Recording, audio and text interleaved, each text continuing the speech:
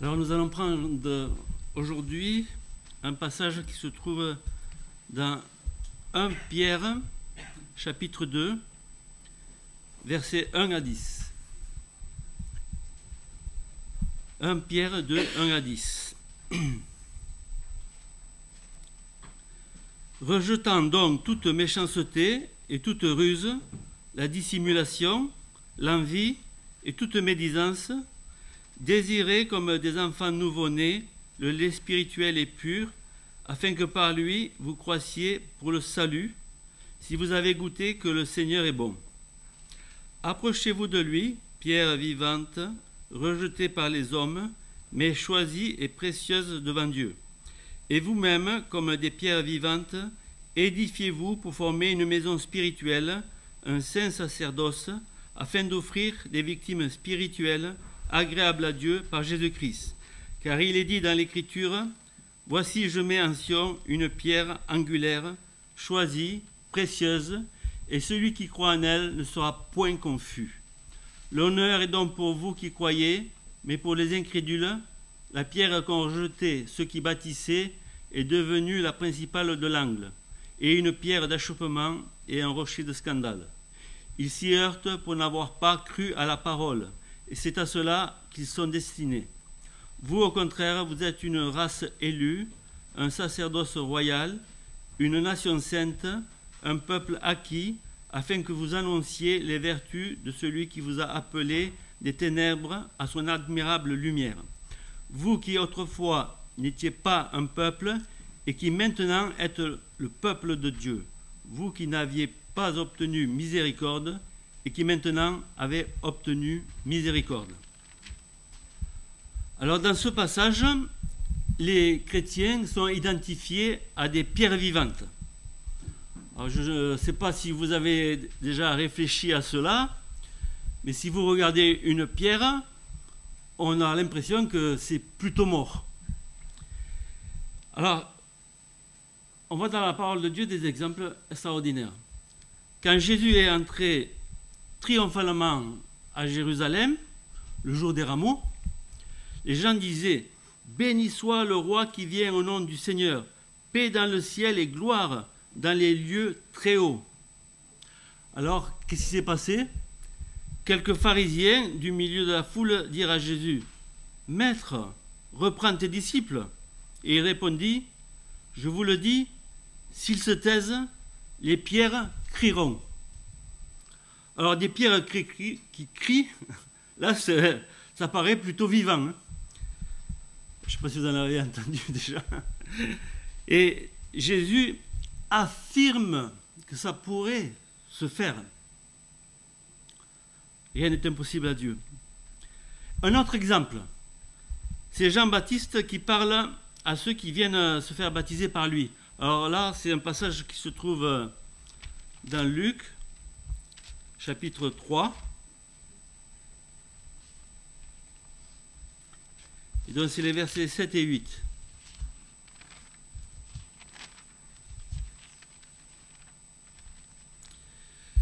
Il disait donc à ceux qui venaient en foule pour être baptisés par lui, « Race de vipères, qui vous a appris à fuir la colère à venir?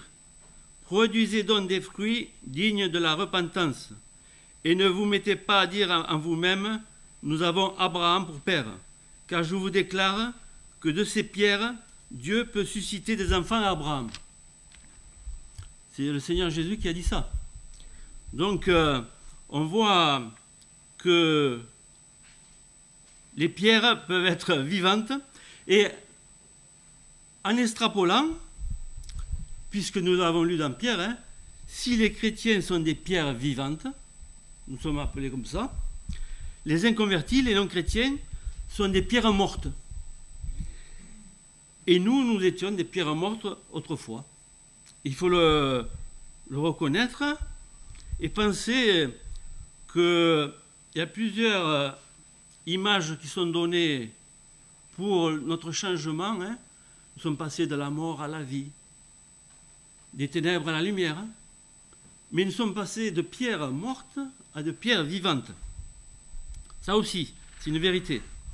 Alors, si vous avez lu livre des Lévitiques, l'Éternel donne des lois pour purifier une maison qui a une plaie de lèpre. Je ne sais pas si vous vous rappelez de ça.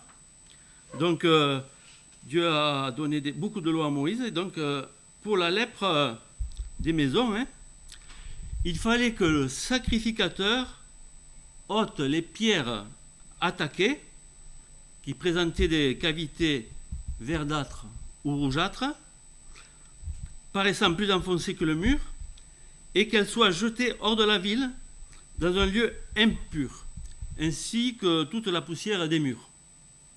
Je ne sais pas si vous avez déjà vu ça.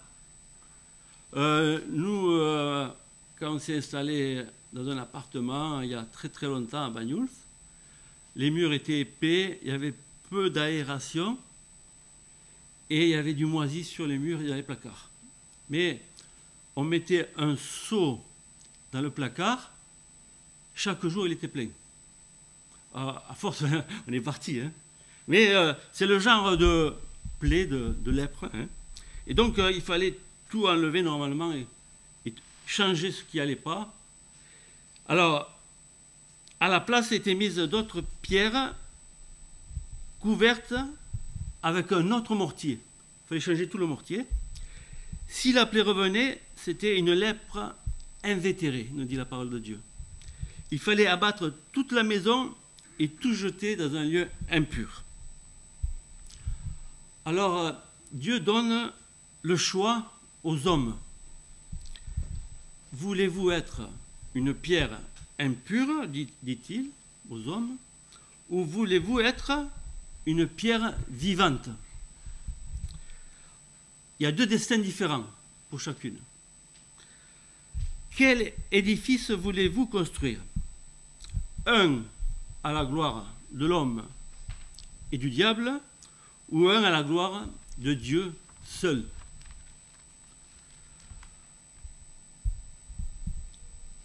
Alors, nous avons vu Lévitique. Alors, dans 2 Samuel, nous voyons que le roi David veut bâtir une maison pour Dieu, un temple à Jérusalem.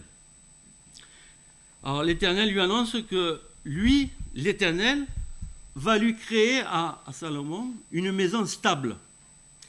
Et maison, ici, c'est synonyme de lignée. Il lui dit: ta maison et ton règne seront pour toujours assurés. Ton trône sera pour toujours affermi. Voilà la promesse de Dieu à Salomon. D'abord, il lui dit que c'est son fils Salomon, donc, qui va construire. Donc, la promesse, David il veut construire, mais Dieu lui dit: tu as trop fait la guerre, c'est ton fils qui va construire. Et puis, d'abord dit que c'est son fils qui va construire un temple pour Dieu. Ensuite, que sa lignée régnera pour toujours, sa maison. Alors, Salomon a bien construit un temple dédié à l'Éternel, à Jérusalem. Il nous est dit qu'il ordonna d'extraire de grandes et magnifiques pierres de taille pour les fondements de la maison. Et dans 1 Roi, chapitre 6, verset 7,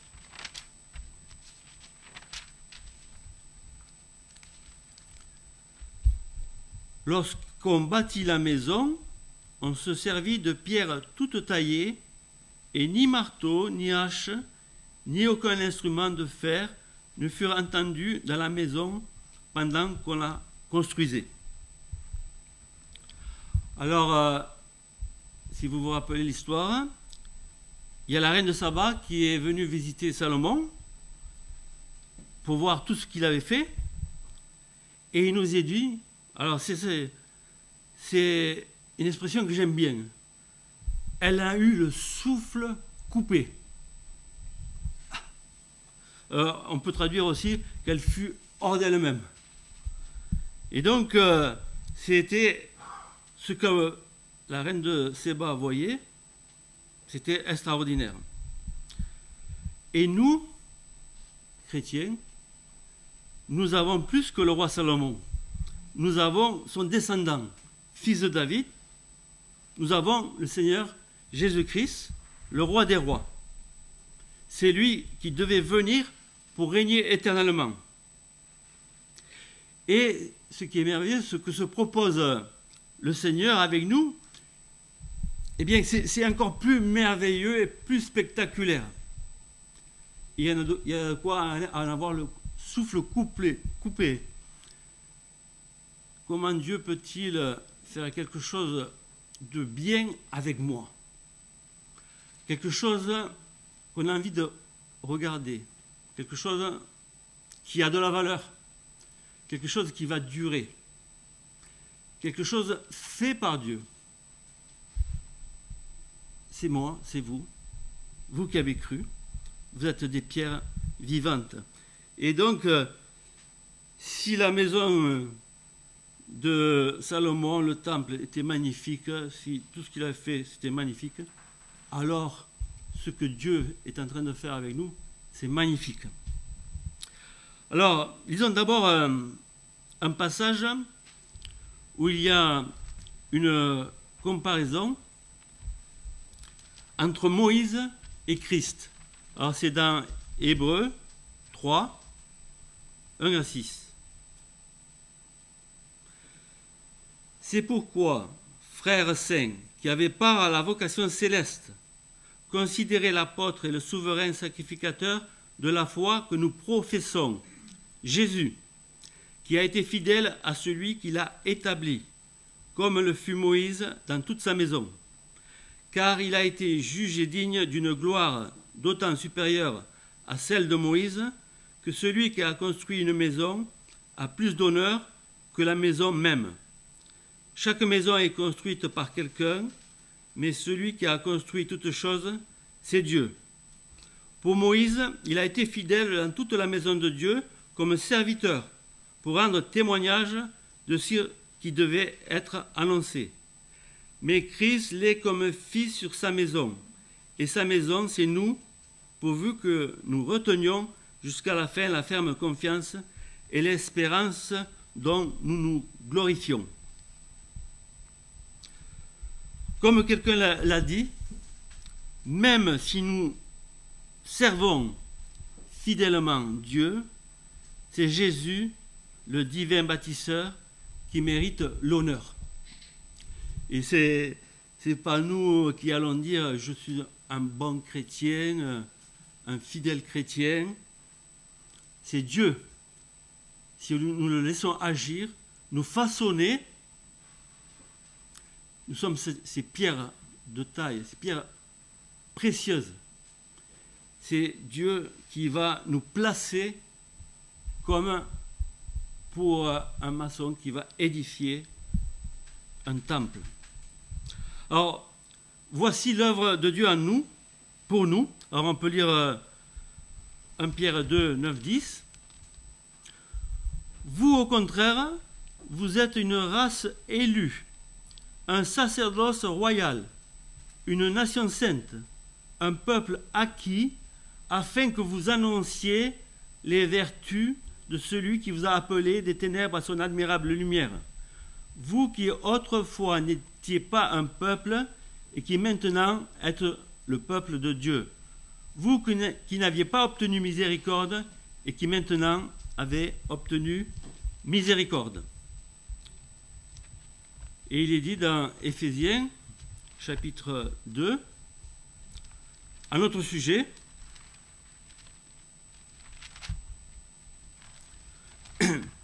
Éphésiens 2, 19 à 22.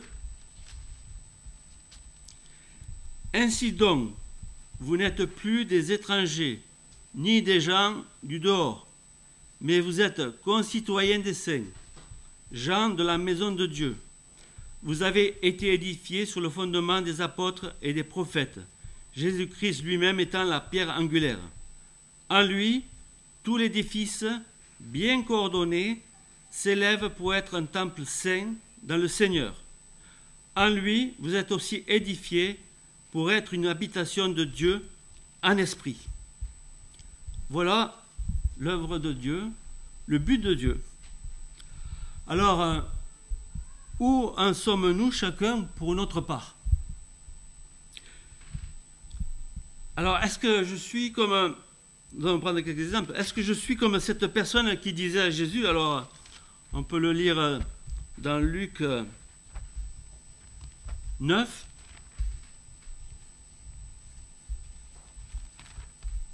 au chapitre 9, versets 61 à 62. Un autre dit, « Je te suivrai, Seigneur, mais permets-moi d'aller d'abord prendre congé de ceux de ma maison. » Jésus lui répondit, « Quiconque met la main à la charrue et regarde en arrière n'est pas propre au royaume de Dieu. » Est-ce votre cas? Est-ce que nous avons réfléchi à la dépense? Voilà ce qu'il est dit au chapitre 14 de Luc, versets 28 à 30. « Car lequel de vous, s'il veut bâtir une tour, ne s'assied d'abord pour calculer la dépense et voir s'il a de quoi la terminer, de peur qu'après avoir posé les fondements, il ne puisse l'achever et que tous ceux qui le verront ne se mettent à le railler en disant « Cet homme a commencé à bâtir et il n'a pu achever. » Il faut renoncer à tout pour suivre le Seigneur Jésus-Christ. Quand j'étais étudiant dans un petit village de Moselle, pendant pratiquement 3 ans, j'ai vu une maison en construction. Elle n'a jamais été finie. Je ne l'ai pas vue finie. Et chaque fois que je passais, voilà, je la voyais. Ça ne bougeait pas. Et donc, à Bagnous, j'ai vu aussi une maison comme ça. Mais ça, c'est autre chose. C'est une maison secondaire. C'est un maçon qui récupère tout ce qu'il peut. Et au fur et à mesure, il se fait cette maison en plus. Elle n'est pas finie, mais alors ça fait depuis longtemps aussi. Donc, mais ça fait drôle de voir pendant des années une maison en construction et qui n'est pas finie. Dieu invite tous les hommes à être des pierres vivantes. Dieu peut changer n'importe qui, même celui qu'on n'imagine pas pouvoir être changé par Dieu et lui appartenir un jour. On se dit des fois, mais celui-là, il ne peut pas être chrétien, celui-là. Il ne sera jamais chrétien. C'est un assassin, comme Paul peut-être. Mais on oublie souvent d'où nous-mêmes nous venions et peut-être ce que nous serions devenus si nous n'étions pas venus à Jésus. De pierre morte, il nous a fait venir à la vie, nous sommes des pierres vivantes. Alors mon père était maçon, et il était un bon maçon, parce qu'il n'a pas eu de diplôme, mais il a fini ouvrier hautement qualifié, c'est un titre. Et puis il était demandé partout. Alors, et il me racontait, quand j'étais à la vigne avec lui, qu'il avait un patron extraordinaire, qui faisait les murettes de vigne. Alors, je ne sais pas si vous avez vu les murettes de vigne. À un moment donné, à Bagnous, elles étaient parrainées. On payait pour conserver les murettes de vigne comme un patrimoine. Hein. Peut-être on a levé le pied maintenant, mais les murettes, c'est joli, hein, ça tient la terre, c'est un étalage. Et donc les murettes, il n'y a pas de ciment, hein. Elles tiennent toutes seules, et pendant longtemps. Et mon père me disait qu'il y avait un patron, peut-être le sien, je ne sais plus. Alors lui, il était extraordinaire. Il faisait les murettes, toutes les pierres qu'on lui passait, elles allaient dans la murette. Petites, grandes, rondes, toutes les pierres. On lui passait, il les ajustait, et ça faisait un mur extraordinaire, solide, qui tient. Moi, pour faire une murette, j'ai choisi une pierre, celle-là va aller bien, tac, tac. C'est long et fastidieux, et je dois bien les choisir. Mais là, toutes. Et ça donnait ce mur.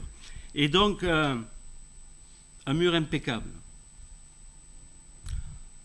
C'est ce que Dieu fait avec nous. Sans doute, il y a le prix de la foi. Mais il ne faut jamais oublier que c'est Dieu qui fait l'œuvre en nous. Donc dans Galates 5, 22, il est dit que le fruit de l'esprit, et le fruit de l'esprit, en fait, c'est ce qu'est Jésus-Christ. Et ce fruit de l'esprit, c'est Dieu qui veut que nous le portions. Ça ne vient pas de nous, ce n'est pas nous qui nous forçons à porter ce fruit. Bien sûr, voilà, nous voyons que c'est en mettant en pratique la parole que nous pouvons le porter, ce fruit. Mais voilà, ce fruit, c'est l'amour, la joie, la paix, la patience, la bonté, la bienveillance, la fidélité, la douceur, la maîtrise de soi. Mais je crois que de temps en temps, on peut regarder ce fruit-là et puis se dire où est-ce que j'en suis. Ce ne serait jamais parfait, surtout à nos propres yeux. Peut-être on dira au manque de modestie. Mais en fait, Dieu a des ambitions extraordinaires.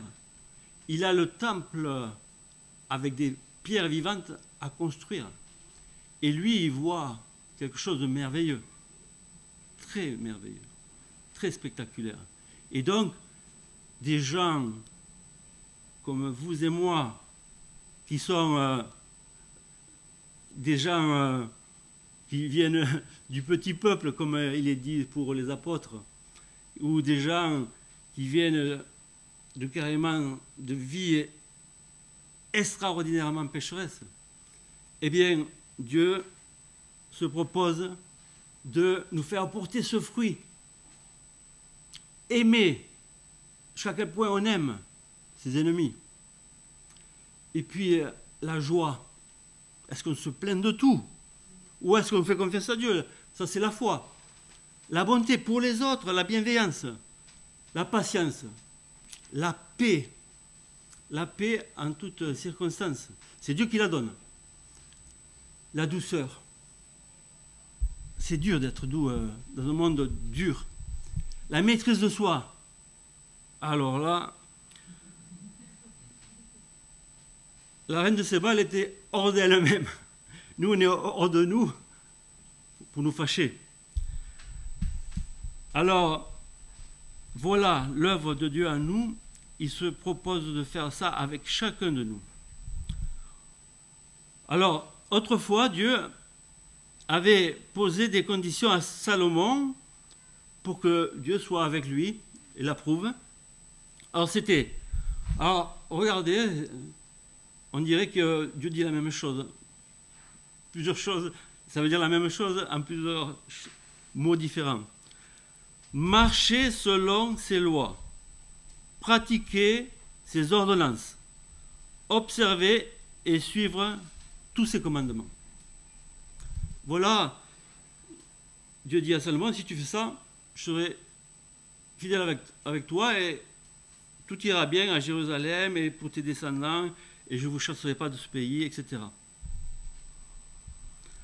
Alors, pour nous qui avons cru au Seigneur Jésus, ce qui est merveilleux, c'est que Dieu a écrit ses lois en notre cœur. Alors, on peut le lire dans 2 Corinthiens 3.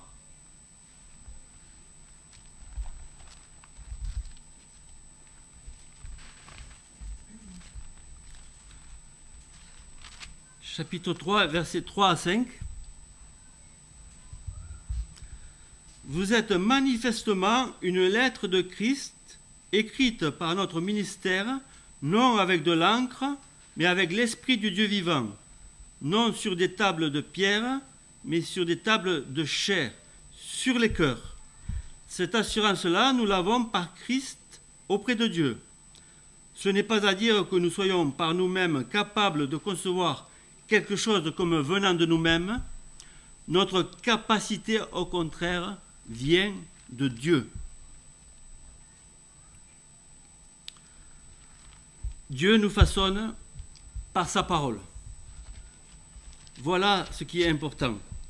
C'est que maintenant, en tant que chrétiens, nous pouvons porter ce fruit et nous pouvons obéir à la parole de Dieu. Et nous pouvons dire non au péché. Nous pouvons. Est-ce que nous le faisons? C'est un choix aussi. Mais voilà, la parole de Dieu, elle va nous aider à porter ce fruit, à grandir, à nous édifier les uns les autres. Et donc on voit dans toute la Bible beaucoup de passages qui nous parlent de la parole et que Dieu nous façonne par sa parole. Alors d'abord juste un verset, Jérémie 23, 29. Voilà ce que dit Dieu. « Ma parole n'est-elle pas comme un feu, dit l'Éternel, et comme un marteau qui brise le roc ?» Même les plus endurcis, comme nous, Dieu les brise et les façonne comme un sculpteur. Alors lisons 1 Pierre 2, 1, 3. Rejetant donc toute méchanceté et toute ruse, la dissimulation, l'envie et toute médisance, désirez comme des enfants nouveau-nés le lait spirituel et pur, afin que par lui vous croissiez pour le salut, si vous avez goûté que le Seigneur est bon. Est-ce que notre maison est bâtie sur le roc? Donc, le Seigneur avait averti les gens qui le suivaient, les gens qui lui posaient les questions. Il avait dit que votre maison soit bâtie sur le roc. Alors, lisons Luc 6.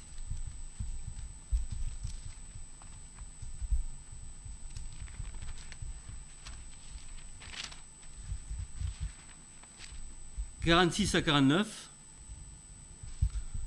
Pourquoi m'appelez-vous Seigneur, Seigneur, et ne faites-vous pas ce que je dis? Je vous montrerai à qui est semblable tout homme qui vient à moi, entend mes paroles et les met en pratique. Il est semblable à un homme qui, bâtissant une maison, a creusé profondément et a posé le fondement sur le roc. Une inondation est venue et le torrent s'est jeté contre cette maison sans pouvoir l'ébranler parce qu'elle était bien bâtie.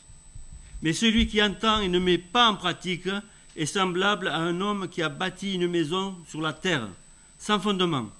Le torrent s'est jeté contre elle, aussitôt elle est tombée, et la ruine de cette maison a été grande. » Et donc là, nous voyons que l'important, non, c'est pas d'écouter la parole de Dieu, mais c'est de la mettre en pratique. Et même dans un autre passage dans l'Hébreu, il dit, c'est en mettant en pratique qu'on s'exerce à faire le bien.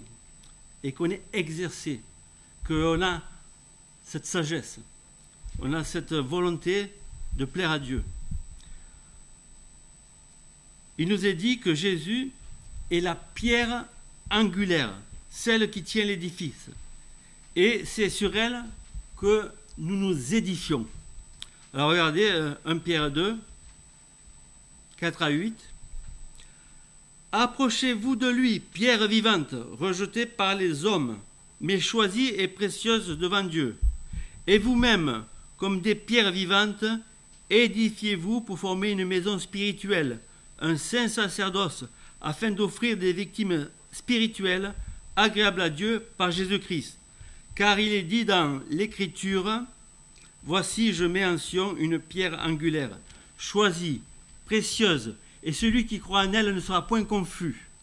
L'honneur est donc pour vous qui croyez, mais pour les incrédules, la pierre qu'ont rejetée ceux qui bâtissaient est devenue la principale de l'angle, et une pierre d'achoppement et un rocher de scandale. Ils s'y heurtent pour n'avoir pas cru à la parole, et c'est à cela qu'ils sont destinés. » Donc, nous nous édifions sur le fondement du Seigneur Jésus-Christ. Et toute notre vie, nous sommes appelés à construire sur ce fondement. Et il nous a donné le témoignage que nous serons récompensés en fonction de ce qu'on a bâti sur ce fondement. Alors regardez ce qu'il est dit dans 1 Corinthiens 3, 9 à 17. « Car nous sommes ouvriers avec Dieu. Vous êtes le champ de Dieu, l'édifice de Dieu. Selon la grâce de Dieu qui m'a été donnée, j'ai posé le fondement comme un sage architecte et un autre bâtit dessus. Mais que chacun prenne garde à la manière dont il bâtit dessus. Car personne ne peut poser un autre fondement que celui qui a été posé, savoir Jésus-Christ. Or, si quelqu'un bâtit sur ce fondement avec de l'or, de l'argent, des pierres précieuses, du bois, du foin, du chaume, l'œuvre de chacun sera manifestée, car le jour la fera connaître, parce qu'elle se révélera dans le feu, et le feu éprouvera ce qu'est l'œuvre de chacun. Si l'œuvre bâtie par quelqu'un sur le fondement subsiste, il recevra une récompense. Si l'œuvre de quelqu'un est consumée, il perdra sa récompense. Pour lui, il sera sauvé, mais comme au travers du feu. Ne savez-vous pas que vous êtes le temple de Dieu et que l'Esprit de Dieu habite en vous? Si quelqu'un détruit le temple de Dieu, Dieu le détruira. Car le temple de Dieu est saint et c'est ce que vous êtes. C'est merveilleux. Alors, le fondement, c'est Christ et il n'y en a pas d'autre. Quelqu'un me proposait des choses, il me disait, voilà, je fais ça, je fais ça. Et donc, elle savait que, cette personne savait que j'étais chrétien, et elle a entendu beaucoup de choses sur le christianisme. Et je lui ai dit, le christianisme est exclusif. Il n'y a pas autre chose à choisir. Et j'ai dit, même s'il y a de bonnes choses ailleurs, il y a de bonnes choses, mais il y a beaucoup de mauvaises. Et on prend les bonnes choses, mais le christianisme est exclusif. Jésus est le chemin, la vérité et la vie. Nul ne vient au Père que par lui. Jésus est le seul nom donné parmi les hommes, parmi lequel il faut être sauvé. Par lequel on est sauvé. Alors, lisons 2 Corinthiens 6. Donc, nous sommes le temple de Dieu. Et voilà ce que nous dit 2 Corinthiens 6, verset 16. Nous lirons la suite. Quel rapport y a-t-il entre le temple de Dieu et les idoles?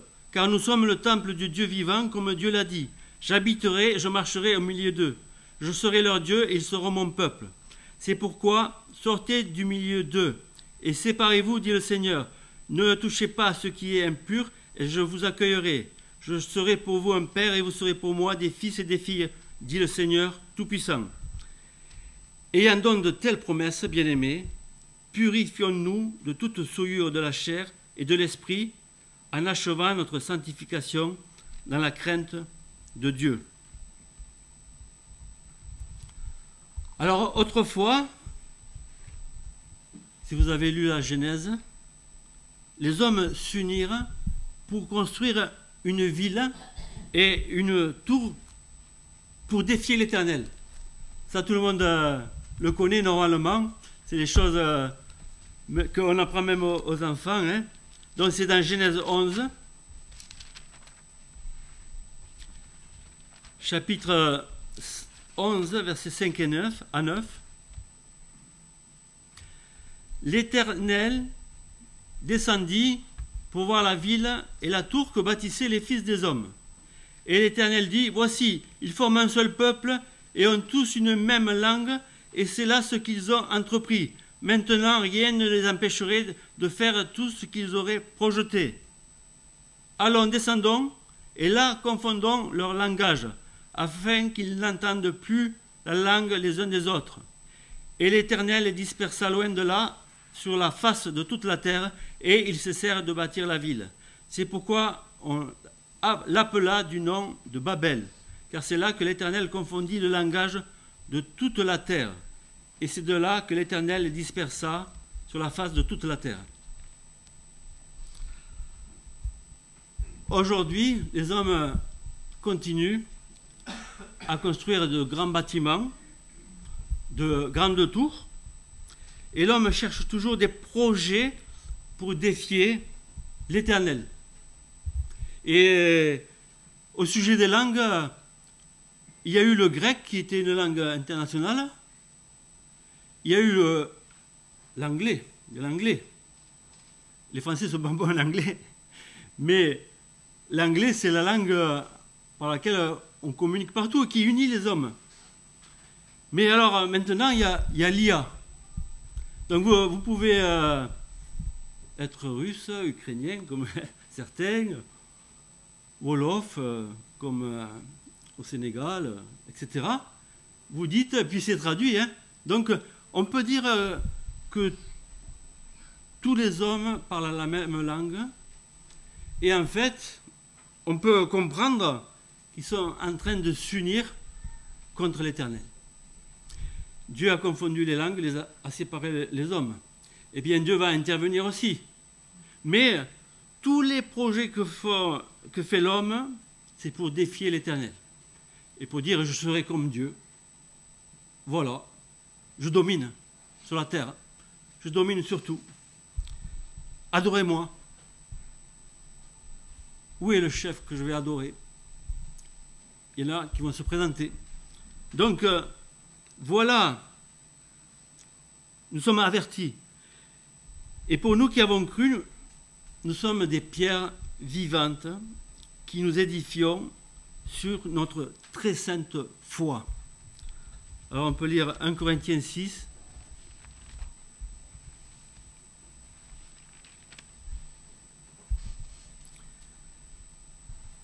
1 Corinthiens 6, 19 à 20. Ne savez-vous pas que votre corps est le temple du Saint-Esprit qui est en vous, que vous avez reçu de Dieu, et que vous ne vous appartenez point à vous-même, car vous avez été rachetés à un grand prix. Glorifiez donc Dieu dans votre corps et dans votre esprit qui appartiennent à Dieu.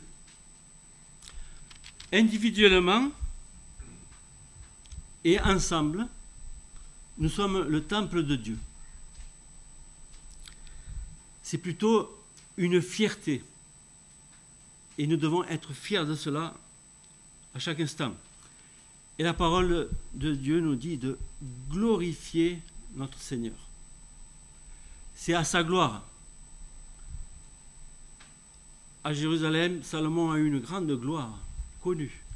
Mais la véritable gloire, elle revient à notre Dieu, à son Fils, le Seigneur Jésus-Christ. Et donc, nous sommes appelés à le glorifier en nous attachant à sa parole et en la mettant en pratique. Et puis, à penser que c'est l'œuvre de Dieu et qu'on a besoin des autres pierres pour nous édifier. Sinon, nous serons une construction où il manque beaucoup de choses pour qu'elle soit belle et terminée. Alors, je termine par une promesse du Seigneur. Apocalypse 3, 12.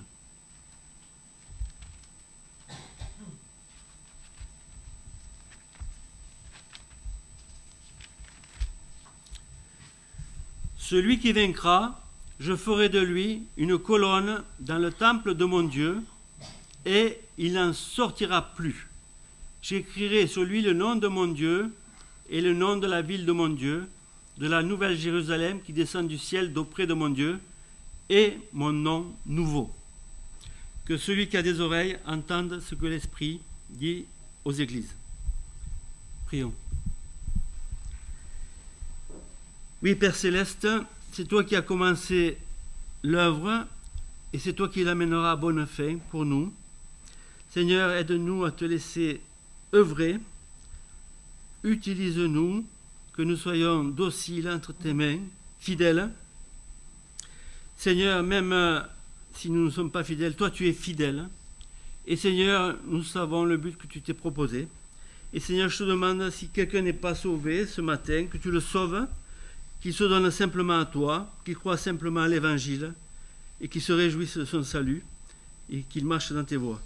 Et nous qui avons cru, Seigneur, aide-nous à faire des progrès dans la foi, à manifester ce fruit de l'Esprit qui vient de toi, à être ces témoins fidèles de ta grâce.